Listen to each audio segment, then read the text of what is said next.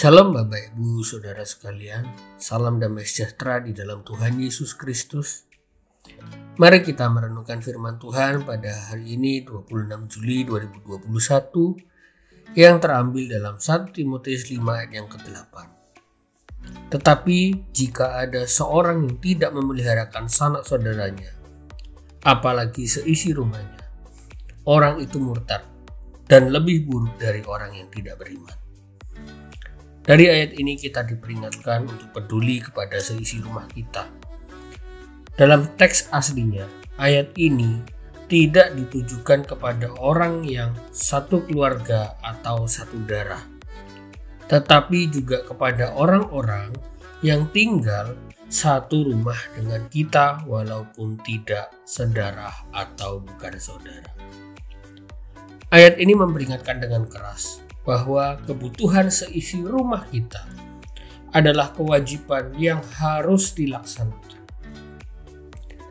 Secara keseluruhan atau secara konteks, 1 Timotius 5 tidak hanya berbicara mengenai kebutuhan jasmani, tetapi juga secara jiwa atau psikis dan juga kebutuhan rohani. Jadi, tidak hanya kebutuhan jasmani yang harus kita pedulikan, tetapi juga kebutuhan rohani dan psikis. Kita harus membahagiakan keluarga kita. Kita harus membawa keluarga kita kepada Kristus dan memenuhi kebutuhan jasmani. Ketika saya melihat di sosial media, mohon maaf berbicara, ada wanita tunasusila yang sedang mencari uang dengan cara tidak halal saja semangat untuk memenuhi kebutuhan keluarganya. Apalagi kita, orang yang baik-baik. Bukankah kita seharusnya lebih semangat dari wanita tunasusila tersebut? Mari kita penuhi kebutuhan keluarga kita, tidak hanya secara jasmani, tetapi kita juga harus membahagiakan, saling melayani, saling mengampuni, saling mengasihi. Ajarkan dan teladankan nilai-nilai firman Tuhan.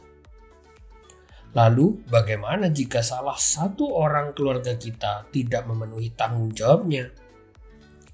Dalam 1 Timotius 5 ayat yang ke-8 tadi mengatakan bahwa dia telah murtad atau bisa dibilang telah menyangkal imannya. Mungkin kita lihat dia masih berdoa. Mungkin dia masih bisa mengajarkan agama, masih bisa berbicara soal Alkitab. Bahkan mungkin dia seorang pendeta.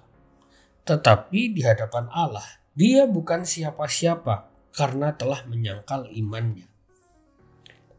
Artinya, jika kita tidak peduli dengan keluarga kita, kita adalah orang yang murtad.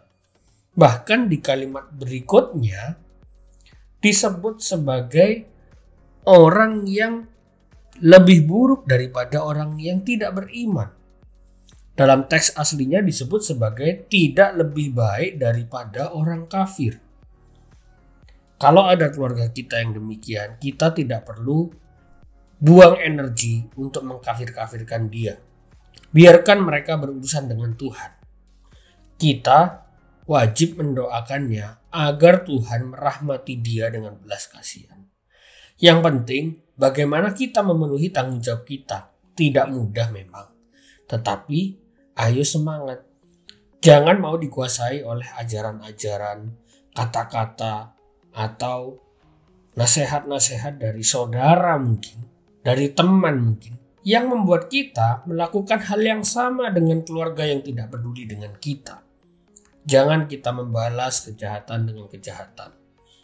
Seorang Kristen tidak boleh lebih rendah daripada orang yang tidak percaya dalam hal kebajikan apapun. Family is not a flesh and blood. Family is about love, caring, and sharing. Tuhan Yesus memberkati.